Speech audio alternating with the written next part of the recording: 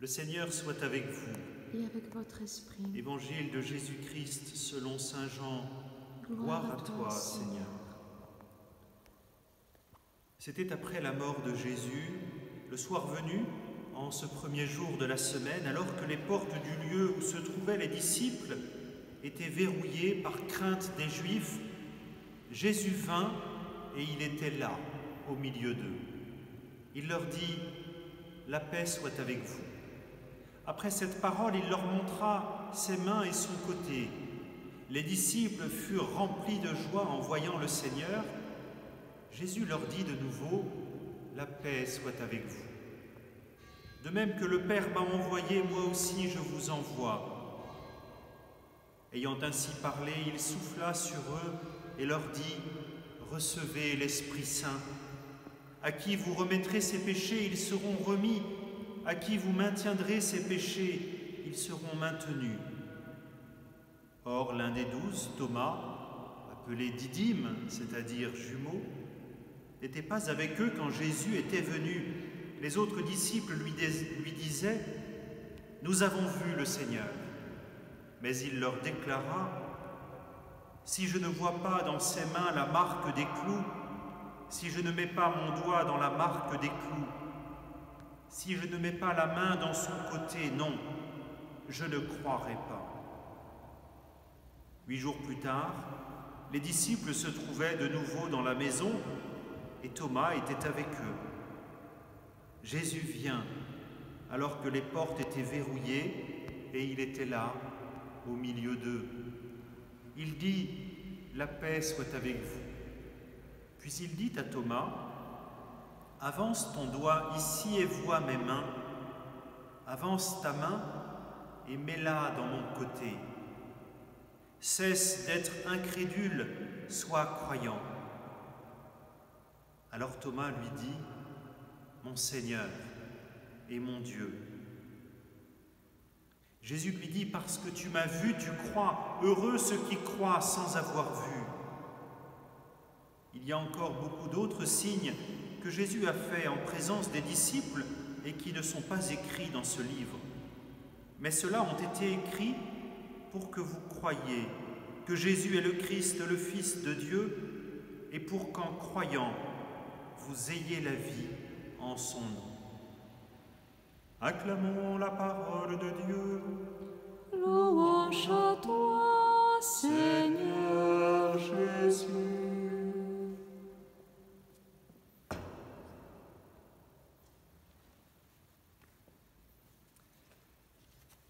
Chers frères et sœurs, chers amis, c'est aujourd'hui le dimanche de la miséricorde divine, fête demandée par Jésus lui-même à sainte Faustine et instituée pour toute l'Église catholique par le Saint-Pape Jean-Paul II, il y a déjà 20 ans. La miséricorde divine que nous fêtons aujourd'hui, nous l'adorons. Nous adorons la miséricorde de Dieu.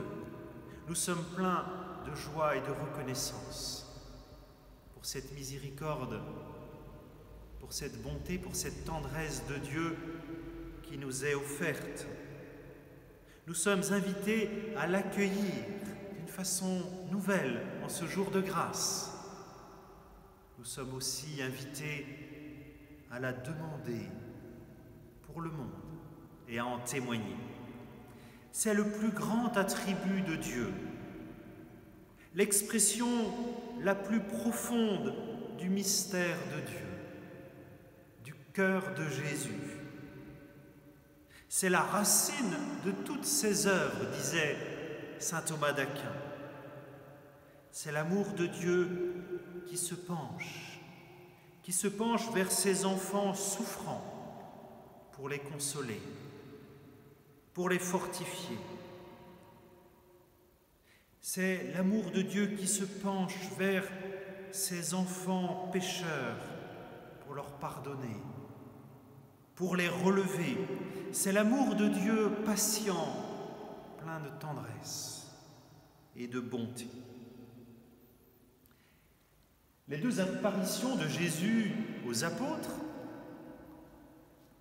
qui sont racontées dans cet évangile de Saint Jean au chapitre 20, il y a tout d'abord le soir de Pâques, où il n'y a que 10 apôtres, puisque Thomas est absent, et puis 8 jours plus tard, ils sont 11, puisque Thomas est présent. Ces deux apparitions sont extrêmement riches. Je voudrais simplement montrer le lien entre l'Église naissante et cette miséricorde de Dieu révélée en Jésus-Christ. L'Église expérimente la miséricorde divine. L'Église, à partir de ces deux passages et dans toute son histoire, expérimente la miséricorde, elle rencontre la miséricorde.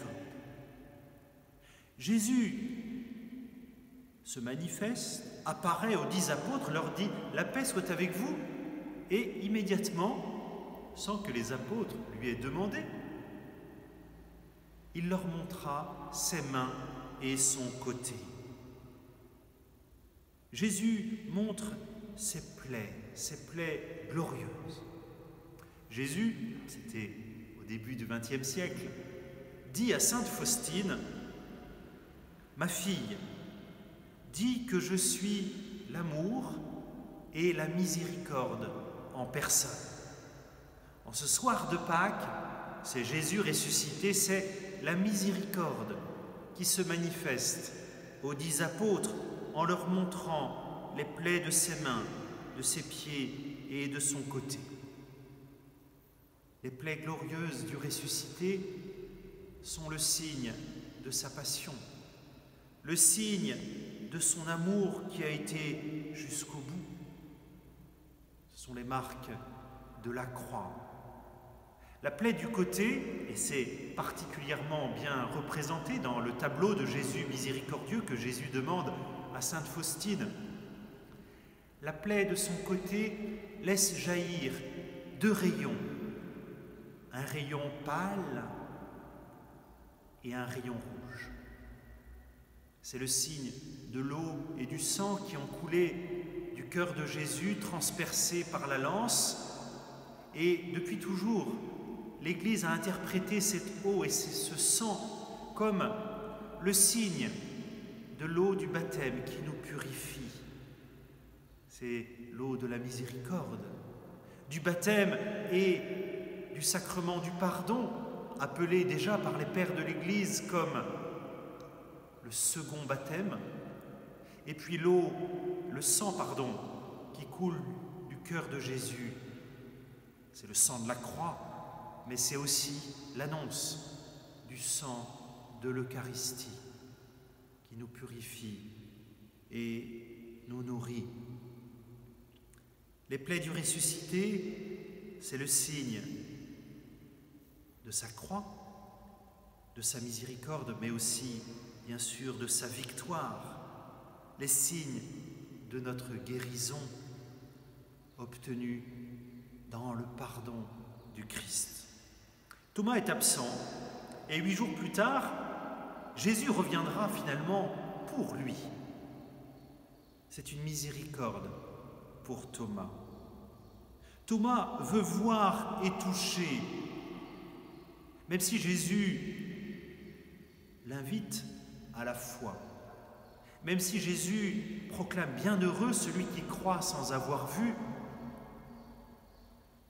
Au fond, Thomas a quand même raison, il veut voir le ressuscité.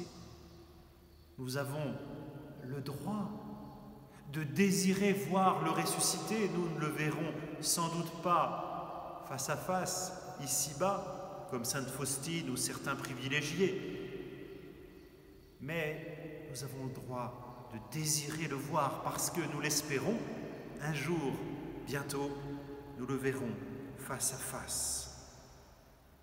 L'Église expérimente, rencontre la miséricorde et nous sommes invités, nous aussi, à travers de multiples moyens, par exemple en contemplant ce tableau du Christ miséricordieux, en regardant l'image, parfois appelée l'icône du Saint-Suaire. Nous avons des moyens comme cela pour nous aider à toucher la miséricorde du Christ mort et ressuscité. L'Église expérimente la miséricorde, mais l'Église dispense aussi la miséricorde. En ce soir de Pâques, Jésus souffle sur ses apôtres en leur disant « Recevez l'Esprit Saint, ceux à qui vous remettrez les péchés, ils leur seront remis. » Jésus institue le sacrement du pardon et fait de ses apôtres les ministres, c'est-à-dire les serviteurs de la miséricorde, les serviteurs de la réconciliation. Jésus disait encore à sainte Faustine à propos de la confession, « Quand tu vas te confesser, sache que c'est moi qui t'attends. » Ici, la misère de l'âme rencontre le Dieu de miséricorde. L'Église dispense la miséricorde et bénéficie en même temps. Tout prêtre, un humble prêtre jusqu'au Saint-Père, se confesse et reçoit aussi, profite, bénéficie de cette miséricorde et fréquemment dans le sacrement du pardon. L'Église dispense la miséricorde du Christ, c'est le moyen que le Christ a voulu, le moyen ordinaire, le moyen privilégié. Bien entendu, dans ce temps pénible et douloureux du confinement, vous ne pouvez pas bénéficier de ce sacrement. Mais bientôt, vous pourrez revenir et vivre ce sacrement. La joie de Dieu est de pardonner, disait le pape François pendant l'année de la miséricorde. Tous peuvent en bénéficier, du plus jeune baptisé jusqu'au Saint-Père. Seule resplendit une Église miséricordieuse, disait encore le pape François. L'Église dispense, l'Église vit de la miséricorde. Une Église qui pardonne au nom du Seigneur dans le sacrement du pardon et des baptisés, tous les baptisés qui demandent et qui reçoivent ce pardon. L'Église expérimente la miséricorde, l'Église dispense la miséricorde et l'Église témoigne de la miséricorde. Elle est appelée à vivre, mais aussi à porter cette annonce de la miséricorde. Et on le voit dans cet évangile.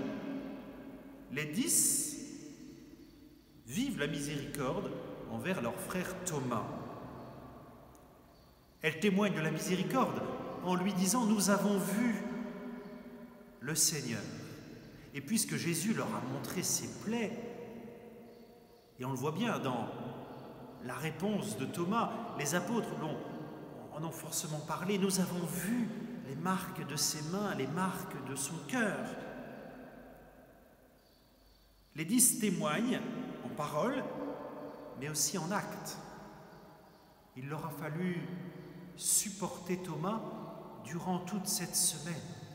Il leur a fallu être patient, être plein, on peut dire, de tendresse vis-à-vis de celui qui s'était fermé à la joie de Pâques. Ils ne l'ont pas exclu, mais ils ont été patients jusqu'à ce que son cœur soit prêt à rencontrer Jésus. L'expérience de la miséricorde devient bonté, compassion, tendresse, patience, proximité envers le prochain. Et l'expérience de la miséricorde conduit toujours à la paix et à la joie d'être aimé gratuitement. C'est ça le secret de la miséricorde. C'est un amour offert, c'est un amour gratuit, c'est un amour toujours donné à celui qui fait confiance, à celui qui l'accueille.